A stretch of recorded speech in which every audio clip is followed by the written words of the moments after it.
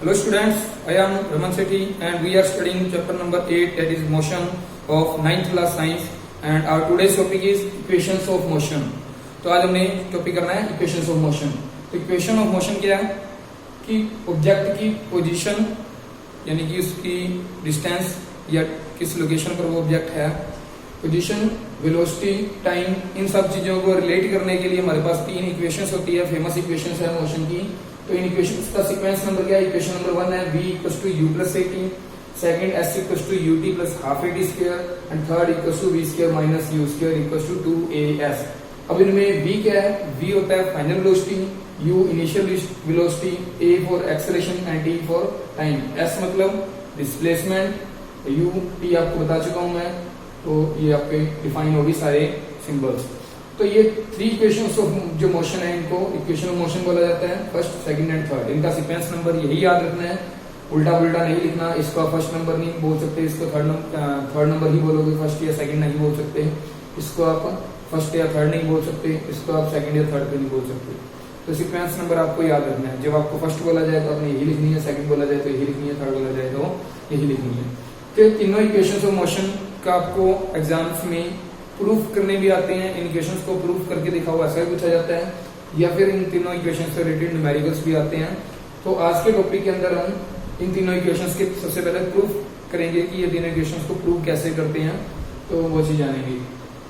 तो उसके लिए मैंने कुछ ग्राफ बना के रखा हुआ है। ये वेलोसिटी टाइम ग्राफ बनाया हुआ है, वाई एक्सिस में मैंने वेलोसिटी को प्लॉट कर दिया एंड एक्स एक्सिस में मैंने टाइम को प्लॉट कर दिया। तो मैंने क्या कंसीडर किया कि जो ऑब्जेक्ट है वो ऑलरेडी किसी स्पीड के साथ चल रहा था, ऑब्जेक्ट ऑलरेडी किसी स्पीड के साथ चल रहा है, तो यानी कि उसकी इनिशियल वेलोसिटी जीरो नहीं है। तो जब इनिशियल वेलोसिटी जीरो नहीं है तो कितनी होगी? कुछ तो वेलोसिटी होगी ना। तो इनिशियल वेलोसिटी को अपन किससे डिनोट करते हैं? u से डिनोट करते हैं। तो o से लेके a तक का जो है, मैंने ये वेलोसिटी का जो वेलोसिटी टाइम ग्राफ जो है वो जीरो से शुरू करने की बजाय इस पॉइंट से शुरू किया। तो इट मींस जो ग्राफ का ये वाला पोर्शन है o से लेके a तक वाला, वो क्या इंडिकेट कर रहा है कि ऑब्जेक्ट इनिशियली किसी पर्टिकुलर वेलोसिटी के साथ मूव कर रहा है, और वो पर्टिकुलर वेलोसिटी क्या है? u। उस वेलोसिटी को हमने u से डिनोट कर दिया। अब ग्राफ की वेलोसिटी इंक्रीज होनी शुरू हुई विद रिस्पेक्ट टू टाइम, और इस b पॉइंट तक वेलोसिटी इंक्रीज हुई कितने टाइम में? t टाइम के अंदर। यहाँ पर मैंने t टाइम मेंशन कर दिया। t टाइम के अंदर ऑब्जेक्ट की वेलोसिटी जो है इस b पॉइंट तक ग्राफ आया, o से लेके e तक का जितनी ये वर्टिकल लाइन बनेगी इतनी ऑब्जेक्ट की वेलोसिटी हो जाएगी। इस वेलोसिटी मैंने क्या नाम दे दिया? v, यानी कि फाइनल वेलोसिटी। t टाइम में ऑब्जेक्ट ने फाइनल वेलोसिटी v कवर करी। तो सबसे पहले आपको इन तीनों इक्वेशंस में से कोई भी इक्वेशन प्रूव करनी आए तो आपको ये ग्राफ तो हर इक्वेशन के प्रूफ के साथ साथ बनाना ही बनाना है। और ये दो कुछ लाइनें मैंने लिख कर रखी हुई है, ये लाइनें आपको लिखनी ही लिखनी है। तो क्या लिखना है कि हमने एक ऑब्जेक्ट ग्राफ कंसीडर किया, वेलोसिटी टाइम ग्राफ कंसीडर किया, जिसके अंदर ऑब्जेक्ट जो है यूनिफॉर्म एक्सेलरेशन के साथ मूव कर रहा है। अब यूनिफॉर्म एक्सेलरेशन है कैसे पता चला? क्योंकि ये स्लोपिंग स्ट्रेट लाइन ग्राफ है, आपको वेलोसिटी टाइम ग्राफ करवाई थी। तो उसके अंदर जब ऑब्जेक्ट का increasing sloping straight line graph आता है तो हम क्या बोलते हैं कि वो पॉजिटिव यूनिफॉर्म एक्सेलरेशन होता है उस ऑब्जेक्ट के अंदर। तो यूनिफॉर्म एक्सेलरेशन है इसके अंदर, ऑब्जेक्ट की इनिशियल वेलोसिटी जीरो नहीं है, जीरो नहीं है तो मतलब कितनी है? फिर उस वैल्यू को u लिख दिया हमने। और अब इस ग्राफ को देखकर हमें, अब मैंने a से लेकर b तक की मेरी स्ट्रेट लाइन एक ग्राफ थी, स्लोपिंग लाइन। अब मैंने क्या किया, मैंने b पॉइंट से एक वर्टिकल लाइन ड्रॉ कर ली जो टाइम एक्सिस को c पॉइंट पे आके इंटरसेक्ट कर रही है। इसी तरह से मैंने b पॉइंट से एक हॉरिजॉन्टल लाइन ड्रॉ करी जो कि वेलोसिटी वाली एक्सिस को e पॉइंट पे टच कर रही है। इसी तरह से a पॉइंट से मैंने एक स्ट्रेट लाइन ड्रॉ करी जो कि टाइम वाली एक्सिस के पैरेलल में थी, और ये bc वाली लाइन को d पॉइंट पे टच कर गई। तो ये मैंने सारा कुछ पहले बना के रख दिया। अब इस ग्राफ से हमें क्या क्या चीजें पता चल रही है कि ऑब्जेक्ट की इनिशियल वेलोसिटी जीरो नहीं है, क्योंकि वो जीरो से शुरू नहीं हो रहा, a पॉइंट से शुरू हो रहे हैं। तो o से लेके a तक की जो वेलोसिटी होगी उस वेलोसिटी को हम क्या बोलेंगे? इनिशियल वेलोसिटी बोलेंगे, क्योंकि वो जीरो टाइम पे ऑब्जेक्ट की वेलोसिटी a है, o से लेके a जितनी है। तो उसको हमने क्या नाम दे दिया? OA। चाहे आप OA बोलो, चाहे इधर से देखोगे तो CD हो जाएगा, उसको हमने u नाम दे दिया। इसी तरह से जब फाइनल वेलोसिटी होगी, ऑब्जेक्ट a से लेके b तक ऑब्जेक्ट का ग्राफ जो है इंक्रीज हो रहा है, तो b पॉइंट पे ऑब्जेक्ट की वेलोसिटी कितनी आ रही है? o से लेके e तक।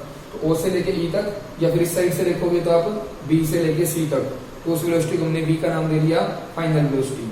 और इस वेलोसिटी को चेंज करने में, यानी कि ऑब्जेक्ट की वेलोसिटी u से चेंज होकर v तक आने में कितना टाइम लगा?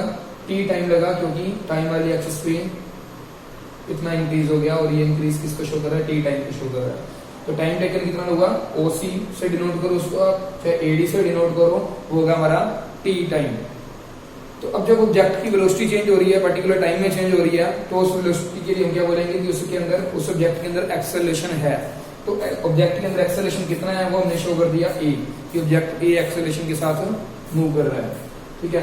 तो ये तीनों चीजें आपने initial velocity, final velocity, time और एक्सेलरेशन, ये चारों चीजें और ये ग्राफ जो है आपने हर एक इक्वेशन के प्रूफ में बनाना ही बनाना है, चाहे जब आपको फर्स्ट इक्वेशन प्रूव करनी हो, सेकंड प्रूव करनी हो या थर्ड प्रूव करनी हो।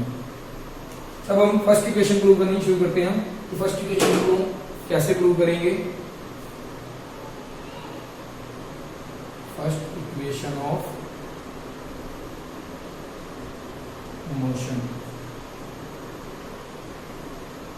फर्स्ट इक्वेशन ऑफ मोशन क्या है हमारे पास, v equals to u plus at, और इस इक्वेशन को हम पोजीशन वेलोसिटी टाइम रिलेशन भी बोलते हैं, क्योंकि वेलोसिटी और टाइम के बीच में रिलेशन बता रही है ये इक्वेशन, वेलोसिटी टाइम रिलेशन। चाहे आप फर्स्ट इक्वेशन ऑफ मोशन बोलो, चाहे v equals to u plus at बोलो, चाहे वेलोसिटी टाइम रिलेशन बोलो, तीनों का सेम मीनिंग है। तीनों में से कुछ भी लिखा हुआ आ सकता है कि prove first equation of motion, prove v equals to u plus at, या prove v equals velocity time relation. तो इसको प्रूव करने के लिए आप क्या करोगे, तो सबसे पहले तो हम ग्राफ के अंदर से BC को शो करते हैं कि BC किसके बराबर है। क्या लिखोगे, फ्रॉम ग्राफ, और BC किसके इक्वल है, BD प्लस DC के सम के इक्वल है, BD प्लस DC। और यहां से अगर मुझे BD निकालना हो तो क्या हो जाएगा, वो BC माइनस DC हो जाएगा वो। और BC को हमने किससे डिनोट किया था, BC को हमने डिनोट किया था V से, और DC को किससे डिनोट किया था, DC को हमने डिनोट किया था U से। DC बोलो या CD बोलो, एक ही बात है। तो BC क्या हो गया, V, एंड DC क्या हो गया, U, और यहाँ पे क्या आ गया, BD। अब ये V माइनस U आ गया, V क्या है, फाइनल वेलोसिटी, और U क्या है, इनिशियल वेलोसिटी। तो जब दो वेलोसिटीज आपस में सब्ट्रैक्ट हो रही है, तो इसका मतलब ये V माइनस U या BD जो है हमारे पास क्या टर्म आ गई, चेंज इन वेलोसिटी आ गई, चेंज इन वेलोसिटी आ गया हमारे पास। तो उस ऊपर वाली पूरी इक्वेशन को हम अगर T से डिवाइड कर दें तो क्या होगा, divide above equation by E, T से डिवाइड कर देते हैं तो हमारे पास क्या आ जाएगा, BD बाय में T is equals to V minus U by में T is equals to change in velocity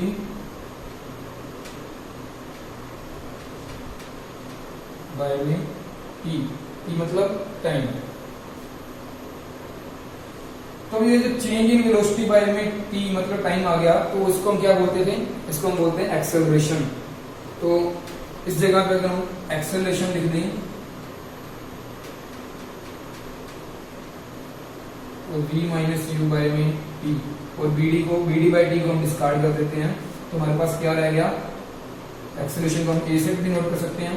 तो हमारे पास इनकी अगर क्रॉस मल्टीप्लाई कराएंगे इसके नीचे 1 लगाकर, तो क्या बन जाएगा, V minus U is equal to A into T। Okay, तो अब U आप इधर ले आओगे, U को ट्रांसपोज कर दोगे तो U इधर आगे प्लस का हो गया, U प्लस AT। तो ये हमारे पास क्या आ गई, फर्स्ट इक्वेशन आ गई। फर्स्ट इक्वेशन में हमने ये प्रूव करना था V equal to U plus AT। तो इस तरह से हमने फर्स्ट इक्वेशन का प्रूफ कंप्लीट कर दिया है। तो इस इक्वेशन को आप नोट कर लीजिए। तो इसके बाद हम अपनी सेकंड इक्वेशन स्टार्ट करते हैं।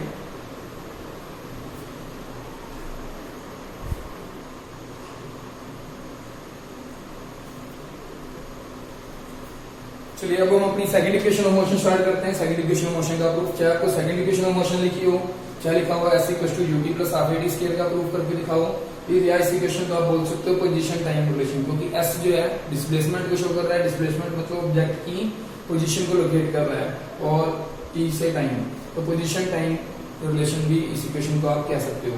तो इस इक्वेशन का प्रूफ करने के लिए हम क्या करेंगे, तो सबसे पहले मैंने जैसे आपको डिस्टेंस टाइम ग्राफ करवाए थे, तो उस डिस्टेंस टाइम ग्राफ और वेलोसिटी टाइम ग्राफ, उन ग्राफ्स के अंदर मैंने आपको बताया था कि जो मैग्नीट्यूड ऑफ डिस्प्लेसमेंट होता है वो कैसे कैलकुलेट कर सकते हैं हम, area under velocity time graph. कि वेलोसिटी टाइम ग्राफ के अंदर ग्राफ के नीचे का जो भी एरिया होगा टाइम एक्सिस के साथ, उस एरिया से हम मैग्नीट्यूड ऑफ डिस्प्लेसमेंट कैलकुलेट कर सकते हैं। तो यानी कि जो अब हमारा ग्राफ कौन सा है, ए से लेके बी तक का, तो ए से लेके बी तक और ये जो टाइम एक्सिस है, इस टाइम एक्सिस के बीच में हमारा कौन सा एरिया कवर हो रहा है, figure number O A B C. ये जो हमारी फिगर बन रही है ओ ए बी सी, इस फिगर का जो एरिया है वो हमें क्या दे देगा, मैग्नीट्यूड ऑफ डिस्प्लेसमेंट। और मैग्नीट्यूड ऑफ डिस्प्लेसमेंट को हम कैसे डिनोट करते हैं, एस से डिनोट करते हैं, S equals to area of O A B C. तो अब इस area of O A B C को हम दो पार्ट्स में डिवाइड कर लेते हैं, इसलिए मैंने ये लाइन पहले ड्रॉ करके रखी थी।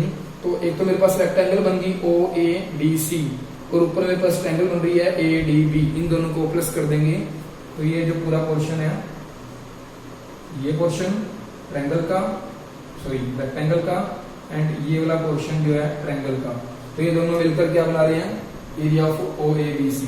तो इसको हम दो पार्ट्स में स्प्लिट कर दिया, area of rectangle O A B C plus area of triangle, triangle कौन सी, A B D, A B D.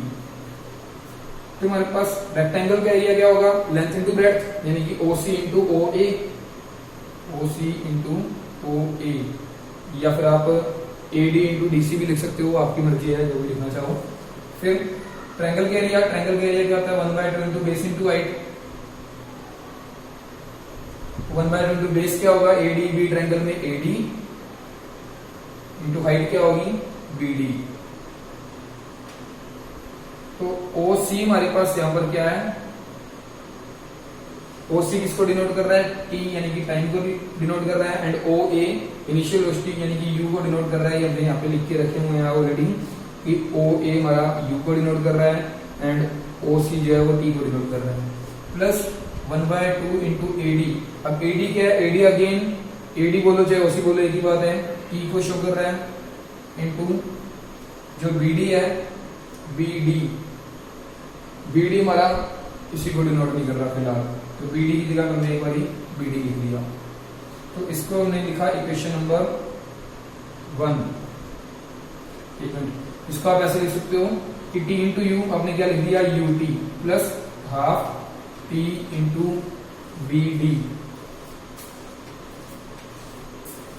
तो जो बी डी होगा वो क्या होगा, इसको इक्वेशन नंबर 1 डाल के छोड़ दिया। बी डी को हम देखते हैं क्या होगा, बी डी हमारा होगा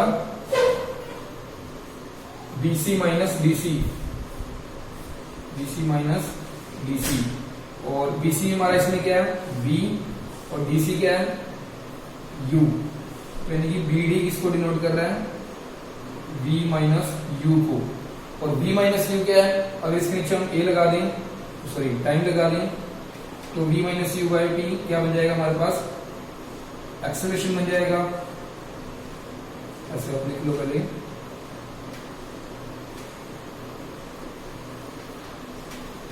divide both sides by T.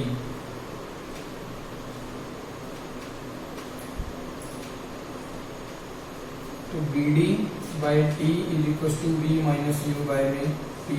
अब v माइनस यू बाय में टी किसको डिनोट कर रहा है, a को डिनोट कर रहा है। तो बी डी ध्यान रखता हूं कि बी डी बाई टी जो आ गया हमारा a के बराबर आ गया, a फॉर एक्सेलरेशन के बराबर आ गया। अब इसको हम क्रॉस मल्टीप्लाई कराएंगे, एक नीचे वन लगाकर हमारे पास क्या आ जाएगा कि B D equals to A T आ जाएगा। ये हमारे पास होगी सेकंड इक्वेशन। तो ये फर्स्ट इक्वेशन, ये सेकंड इक्वेशन। तो फर्स्ट इक्वेशन में हमें बी डी की वैल्यू चाहिए थी, जो हमें यहाँ से मिल गई, तो ये वैल्यू आप इसमें पुट कर दो, तो क्या आ जाएगा आपके पास, S equals to U T plus half T, तो आपके पास पहले से ही पड़ा, और बी डी की जगह पे आपने पुट कर दिया ए टी। तो ये ओवरऑल इक्वेशन आपके पास क्या आ गई, S equals to U T plus half T into T, T square हो जाएगा, हाफ ये आगे आ गया, T into T, T square हो गया, S equals to U T plus half A T square. ये आपके पास सेकंड इक्वेशन का प्रूफ आ गया। तो हमने दोबारा से बताता हूं आपको, मैग्नीट्यूड ऑफ डिस्प्लेसमेंट हमने कैलकुलेट किया था, area under velocity time graph से कैलकुलेट कर सकते हैं, और वेलोसिटी टाइम ग्राफ के अंडर का जो एरिया आ रहा है वो फिगर ओ ए बी सी बन रही है। इस फिगर का एरिया चाहिए हमें, इस फिगर को हमने दो पार्ट्स में स्प्लिट कर लिया, एक रेक्टेंगल में और एक ट्रायंगल में। तो रेक्टेंगल के एरिया का फॉर्मूला लगाया और ट्रायंगल के एरिया का फॉर्मूला लगाया, इससे कैलकुलेट करके हमारे पास आया S equals to U T plus half A T square. Okay, तो इस इक्वेशन को आप नोट कीजिए, इसके बाद हम थर्ड इक्वेशन स्टार्ट करते हैं।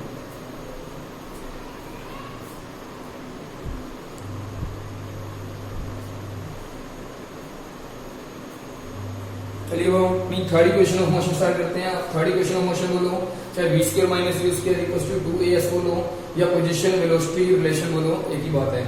तो क्योंकि इसमें s मतलब डिस्प्लेसमेंट आ गया, डिस्प्लेसमेंट क्या शो करता है, ऑब्जेक्ट की पोजीशन को रिप्रेजेंट कर रहा है, और v और u क्या वेलोसिटी है, यानी कि वेलोसिटी को रिप्रेजेंट कर रहा है। तो पोजीशन और वेलोसिटी के बीच में रिलेशन बता रही है ये इक्वेशन हमें, तो इसलिए इस इक्वेशन को पोजीशन वेलोसिटी की रिलेशनशिप भी बोल सकते हैं हम। तो यहाँ पर हमें अगेन जैसे हमने सेकंड इक्वेशन में स्टार्ट किया था उसी तरह से स्टार्ट करेंगे कि मैग्नीट्यूड ऑफ डिस्प्लेसमेंट क्या होता है हमारे पास, area under velocity time graph. अब area under velocity time graph जो है वो क्या है, ओ ए बी सी शेप बन रही है, जैसे कि पिछली सेकंड इक्वेशन में हमने किया था। लेकिन ये जो ओ ए बी सी किस तरह की शेप है, ये एक ट्रेपेजियम की शेप है, जिसके अंदर ओ ए और बी सी ये दो क्या है, पैरेलल साइड्स हैं, और ओ सी एंड ए बी जो है नॉन पैरेलल साइड्स हैं। तो सेकंड इक्वेशन मोशन के अंदर हमने क्या कर दिया था कि ओ ए बी सी शेप को हमने दो पार्ट्स में स्प्लिट कर दिया था, एक रेक्टेंगल बना दी थी ओ ए डी सी और एक ट्रायंगल बना दी थी ए डी बी। लेकिन यहाँ पर हम क्या करेंगे, इसको दो पार्ट्स में स्प्लिट नहीं करेंगे, डायरेक्ट हम ट्रेपेजियम के एरिया का फॉर्मूला पुट करेंगे। ट्रेपेजियम के एरिया का फॉर्मूला क्या होता है, 1/2 into sum of parallel sides into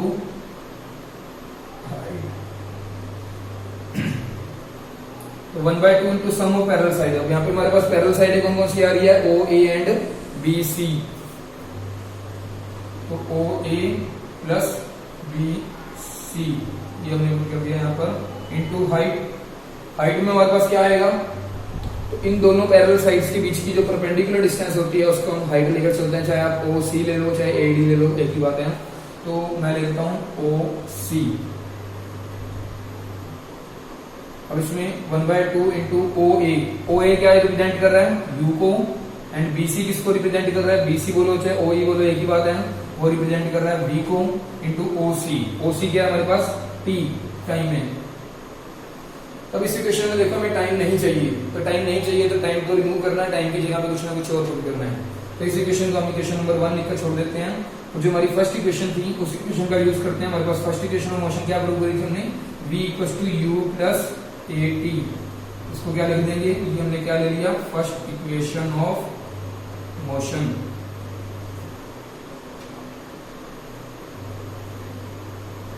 तो इस इक्वेशन का यूज करके हम टाइम की वैल्यू निकाल लेते हैं। तो क्या होगा, v minus u equals to 18, और t क्या आ जाएगा यहाँ से हमारे पास, v माइनस यू बाय में a। ये हमारे पास सेकंड इक्वेशन होगी। तो टाइम की वैल्यू आ गई, ये वैल्यू आप इस इक्वेशन में पुट कर दो, पुट इक्वेशन 2 इन इक्वेशन 1।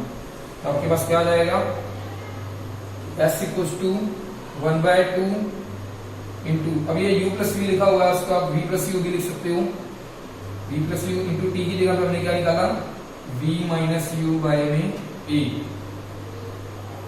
तो भी आपके पास क्या बन गया, इस साइड पे आपके पास आ रहा है v प्लस यू, इधर आ रहा है v माइनस यू, दोनों मल्टीप्लाई में है। तो जब आपके पास फॉर्मूला था ना a plus b into a minus b, तो उससे क्या बन जाता है, a square minus b square. तो इसलिए पूरी इक्वेशन क्या बन जाएगी हमारे पास, s equals to 1/2 v plus u into v minus u, ये हमारे पास बन गया v square minus u square by में a है हमारे पास। तो हमारे पास क्या आ गया, s equals to v square minus u square by में 2a, क्योंकि 2 इंटू a की मल्टीप्लाई होगी। अब इसकी क्रॉस मल्टीप्लाई अगर हम कराएंगे तो क्या हो जाएगा, s equals to 2as equals to v square minus u square. तो यही हमारे पास थर्ड इक्वेशन ऑफ मोशन थी कि v square minus u square equals to 2as prove करना था। तो वो हमारे पास आ गया कि v square minus u square equals to 2as। चाहे 2as को आप लेफ्ट साइड में लिखो चाहे राइट साइड में लिखो, एक ही बात है। तो ये हमारी इक्वेशन थर्ड भी प्रूफ हो गई है। तो इस थर्ड इक्वेशन ऑफ मोशन का आप प्रूफ नोट कीजिए, उसके बाद हम अपना नेक्स्ट टॉपिक स्टार्ट करते हैं।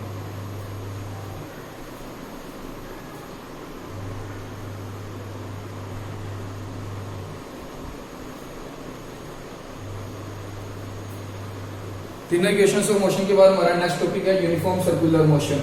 तो यूनिफॉर्म सर्कुलर मोशन क्या होता है कि जब कोई ऑब्जेक्ट एक सर्कुलर पाथ पे मूव करता है विद यूनिफॉर्म स्पीड ये बोलो या कांस्टेंट स्पीड बोलो, एक ही बात है, then the motion of the object is called uniform circular motion. When an object moves along a circular path with uniform or constant speed, then the motion of the object is called uniform circular motion. Example कि आप एक stone लेकर उसको एक thread से बांधिए और उसको गोल गोल घुमाइए, तो वो क्या होगा, यूनिफॉर्म सर्कुलर मोशन में होगा।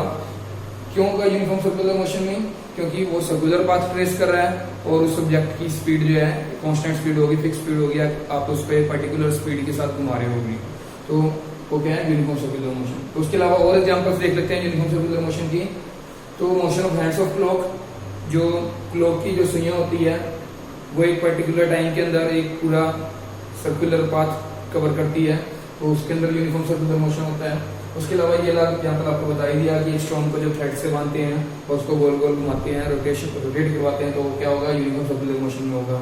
उसके अलावा जो डिस्कस थ्रो वाला जो गेम होती है उसके अंदर हम डिस्कस थ्रो को फेंकते हैं जब, तो वो सर्कुलर पाथ ट्रेस करके जाती है और एक फिक्स स्पीड के साथ जाती है, तो मोशन ऑफ डिस्क थ्रो क्या है, यूनिफॉर्म सर्कुलर मोशन का एग्जांपल है। उसके अलावा जो एथलीट जो है हैमर या जैवलिन थ्रो वाला जो गेम खेलते हैं, तो उसके अंदर क्या होता है कि हम एक फिक्स स्पीड के साथ उस ऑब्जेक्ट को, जैवलिन थ्रो को या हैमर को थ्रो करते हैं, तो जो सर्कुलर पाथ ट्रेस करता है, तो वो भी एक यूनिफॉर्म सर्कुलर मोशन का एग्जांपल है। तो इसको हम अगर डायग्रामेटिकली शो करें तो कैसे शो करेंगे, सर्कुलर पाथ बनाएंगे और उसकी पर्टिकुलर डायरेक्शन दिखा देंगे, चाहे क्लॉकवाइज दिखाओ या आप एंटी क्लॉकवाइज भी दिखा सकते हो। अभी मैंने क्लॉकवाइज डायरेक्शन दिखा दी इसको, तो जिसका ये सेंटर पॉइंट है। ओके, तो जो किसी भी ऑब्जेक्ट का यूनिफॉर्म सर्कुलर मोशन होता है, तो वो यूनिफॉर्म सर्कुलर मोशन जो होता है हमेशा एक्सेलरेटेड मोशन होता है। तो वो एक्सेलरेटेड मोशन क्यों होता है, ये आपसे क्वेश्चन पूछा जाता है कि why uniform circular motion is also called accelerated motion. तो इसका रीजन ये है कि जब सर्कुलर मोशन होगा ऑब्जेक्ट का, अब मान लीजिए मैं आपको एक ट्रायंगल बनाकर दिखाता हूँ, इस ट्रायंगुलर पाथ पे अगर कोई ऑब्जेक्ट मूव करेगा तो उसको कितनी बार डायरेक्शन चेंज करनी पड़ेगी, एक बार इस पॉइंट पे, एक बार इस पॉइंट पे, एक बार इस पॉइंट पे, 3 बार डायरेक्शन चेंज करनी पड़ेगी। और जो अगर स्क्वायर पाथ हुआ या रेक्टेंगुलर पाथ हुआ तो कितनी बार डायरेक्शन चेंज करनी पड़ेगी, 4 बार। इसी तरह से अगर पेंटागोनल पाथ हुआ तो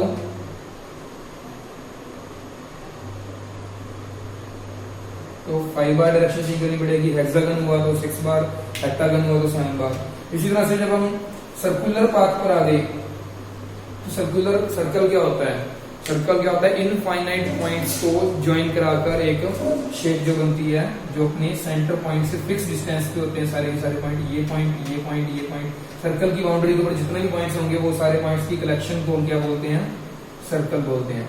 तो यानी कि सर्कल के ऊपर हर एक पॉइंट पे ऑब्जेक्ट की डायरेक्शन चेंज होगी। अगर मान लो कि एक पत्थर को हमने थ्रेड से बांधा हुआ था, तो वो इस लोकेशन पर आकर रस्सी उसकी टूट गई, मान लो जो थ्रेड है वो इस जगह पे आकर टूट गया, तो क्या होगा, अब वो अगर एंटी क्लॉकवाइज डायरेक्शन में रोटेट कर रहा हुआ ऑब्जेक्ट, तो वो कहाँ गिरेगा, इस साइड पे जाके फ्लाई ऑफ होएगा, इस साइड पे जाके गिरेगा। और अगर वो इस पॉइंट पे टूटती है उसका थ्रेड, तो वो इस डायरेक्शन में जाके गिरेगा। तो मतलब इस सर्कल की बाउंड्री को टच करके जाने वाली, एक सिंगल पॉइंट पे टच करके जाने वाली जो लाइन होगी, जिसको हम बोलते हैं टेंजेंट टू द सर्कल, उस पॉइंट पे डायरेक्शन होगी। यानी कि सर्कल से सर्कुलर मोशन में ऑब्जेक्ट की हर एक पॉइंट पे अलग डायरेक्शन होती है। तो यानी सर्कुलर मोशन में जब भी ऑब्जेक्ट होता है तो हर एक पॉइंट पे अपनी डायरेक्शन चेंज करता है। तो जब ऑब्जेक्ट की डायरेक्शन चेंज होती है एवरी पॉइंट, तो ऑब्जेक्ट की वेलोसिटी भी चेंज होगी, क्योंकि वेलोसिटी क्या होता है, स्पीड विद डायरेक्शन।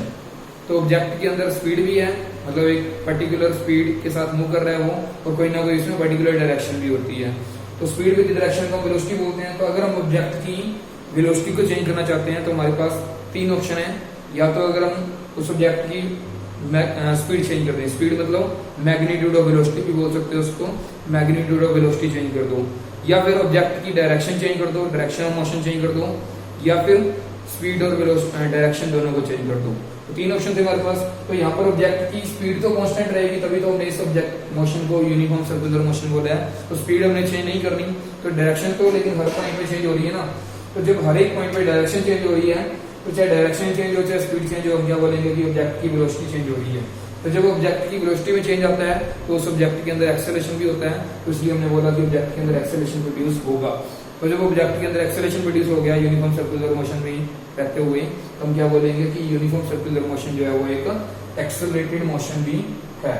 तो इस तरह से हमारा यूनिफॉर्म सर्कुलर मोशन की हमने डेफिनेशन पढ़ दी, उसके एग्जांपल्स डिस्कस कर लिए, और यूनिफॉर्म सर्कुलर मोशन को एक्सेलरेटेड मोशन क्यों कहते हैं हमने ये डिस्कस कर लिया। तो अब अगर हमारा ऑब्जेक्ट जो है यूनिफॉर्म सर्कुलर मोशन में हो, तो उस ऑब्जेक्ट की हम स्पीड फाइंड करना चाहते हैं, स्पीड बोल दो या फिर मैग्नीट्यूड ऑफ वेलोसिटी बोल दो, तो फाइंड करना चाहते हैं तो कैसे फाइंड करेंगे, तो उसके लिए फॉर्मूला आपको बताता हूँ।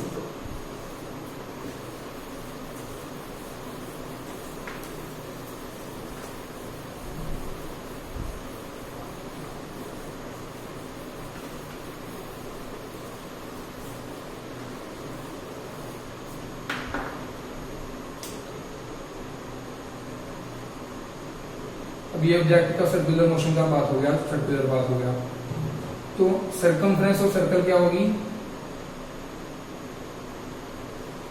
Circumference of circular path. तो सरकमफ्रेंस निकालने के लिए आपके पास होना होता है 2 पाई r, और एक रिवोल्यूशन को पूरी करने के लिए कितना टाइम लगेगा, उस टाइम को हम बोलते हैं time period, time period of circular, time taken, time period of circular path. तो हमने उस टाइम पीरियड को डिनोट कर दिया कैपिटल टी से। तो ये सर्कमफ्रेंस जो है वो क्या शो कर रहा है, डिस्टेंस शो कर रहा है, और टी क्या शो कर रहा है, टाइम शो कर रहा है। तो हम क्या निकालेंगे, मैग्नीट्यूड ऑफ वेलोसिटी, यानी कि स्पीड हमारे पास क्या आ जाएगी, मैग्नीट्यूड ऑफ वेलोसिटी और स्पीड वो क्या हो जाएगी, डिस्टेंस बाय टाइम होता है, डिस्टेंस एक रोटेशन में उसने कितनी कवर करी है, 2 पाई r, और टाइम कितना लगा है, t, तो ये 2 पाई r बाई टी, इसका यूज करके हम क्या निकाल लेंगे, मैग्नीट्यूड ऑफ वेलोसिटी आ जाएगा, जिस वेलोसिटी के साथ सर्कुलर पाथ के अंदर ऑब्जेक्ट जो है मूव कर रहा है। इस तरह से हमारा आज का टॉपिक हम खत्म करते हैं। ये चैप्टर ऑलमोस्ट हमारा कंप्लीट हो चुका है, तो सिर्फ हमारा एक ही टॉपिक बचा है कि जो भी हमने 3 इक्वेशंस ऑफ मोशन पढ़ी थी, first equation, second equation and third equation, उन तीनों इक्वेशन से रिलेटेड न्यूमेरिकल करने बाकी रह गए हमारे, बाकी हमारा सारा टॉपिक कंप्लीट हो चुका है। तो आज के लिए बस इतना ही। Thank you and have a nice day.